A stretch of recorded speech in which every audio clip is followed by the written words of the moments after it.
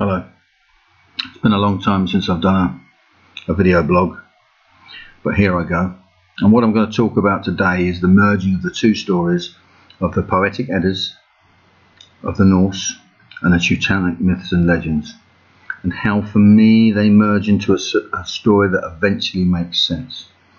We'll start briefly with the story of Kvasir's blood and the mead of poetry, where basically Kvasir is slaughtered and his blood is used mixed with honey to make the sacred mead, and it is taken to the hall of Svipdag, the great Jotun, and Odin walks the land of the Jotuns in the guise of Volund, and eventually, with the help of Svipdag's brother Bragi, he actually gets in to the caverns under the castle where Svipdag's daughter Gullveig is protecting the mead. Odin turns himself into a handsome young warrior, and for 3 nights he seduces her, and then escapes with the mead of poetry in his stomach as he turns into an eagle and flies back to Asgard, where he is chased by Svipdag, and Svipdag is eventually killed by Thor. But Gullveig, after this incident, she gave birth to a child, and the child is stillborn, born beautiful, and with runes carved on his tongue.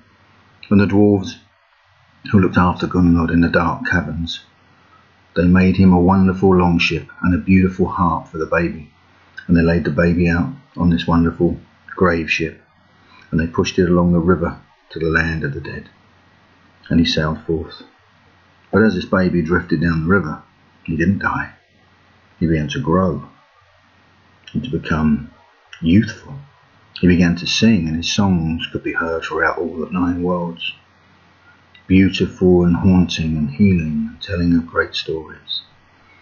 And eventually this grave ship beached itself in the land of Ivaldi or Volund, and to the Celtic peoples Wayland. That's where the connection comes in, with Wayland forged Excalibur, the great smiths. Well, these dwarf smiths, elves, whoever they were a powerful race, separate to the Aesir and the Vanir. They don't get mentioned much in the poetic Eddas. Well, anyway, Bragi walked through forests of Volund or Ivaldi, singing his songs and playing his harp, and all who heard it were mesmerized, especially a young girl called Iddun, who was collecting apples, who was the daughter of Volund. And she saw Bragi for the first time and instantly fell in love with him. So Bragi and her set off to Asgard to find Bragi's father. And when they got to Asgard, Odin didn't know who he was until he saw the runes on his tongue. Then he understood that he would be the bard of the gods, and Iddun stayed with him. Now, switch the story around. If you're part of the Volund or the Tuetonic families, your daughter has been kidnapped or eloped, one of the two, with Bragi and taken to Asgard. Iddun is the giver of immortality. She holds the sacred apples. So Thjasse Volund, Iddun's brother, after some conflict and trickery with Loki, takes back his sister to bring her safe home to his father. Well, once again Loki, in the guise of using Freyja's hawk cloak, then takes Iddun back to Asgard.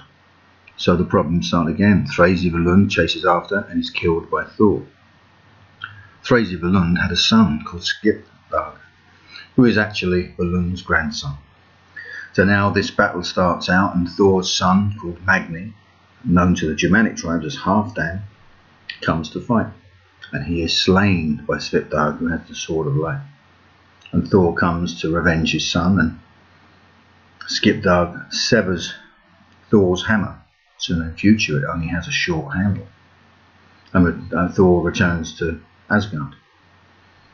Svipdag then rescues Freyja and escorts her to Asgard. But he falls madly in love with her, and he wants to marry her. But Odin says, I cannot let you into Asgard, even though you are a great hero with that sword of light. It must be given up. So Svipdag says, I will give the sword of light to Frey, Freyja's brother, for a hand in marriage. So that he does. So Frey now becomes in possession of the sword of light, which isn't really mentioned how it came about in the poetic Eddas.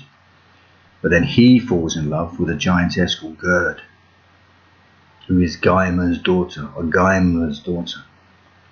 So Svipdag, because he is the wielder of the Sword of Light, and known to the Aesir now as Skimir, or the schemer, because they don't trust him, because he's of the enemy, is sent out into the land of Jotuns to woo the goddess Gerd for Frey. Well, he did so, but then she says he must be given the Sword of Light. So that is the wedding price, to marry Gerd. So Frey marries Gerd, and the Sword of Light is given to Gullveig, who gives it to his wife, who is known as Gullveig, who was one of the handmaidens of Freyja and Frigg, but is known as the Hag of Ironwood, who is also Gunnlaug's mother, the girl who was there concerned Odin raped to get the meed of poetry. So in her vengeance, she then gives the Sword of Light to Ser, the fire demon, who uses it in Ragnarok to slay the Lord Frey. So you can see how the two stories merging one from another, upon a piece of one. Eventually there is some truth in it. I'm not telling you this is the exact truth, I'm just telling you this is my truth as I see it. And I expect everybody who reads the variations, the stories handed down, told through word of mouth from one bard to another, to listen to many stories and make your own mind up. I hope it gives you a slightly more understandable version of the Norse mythology. Thank you for tuning in, and I hope to see you soon. Bless you.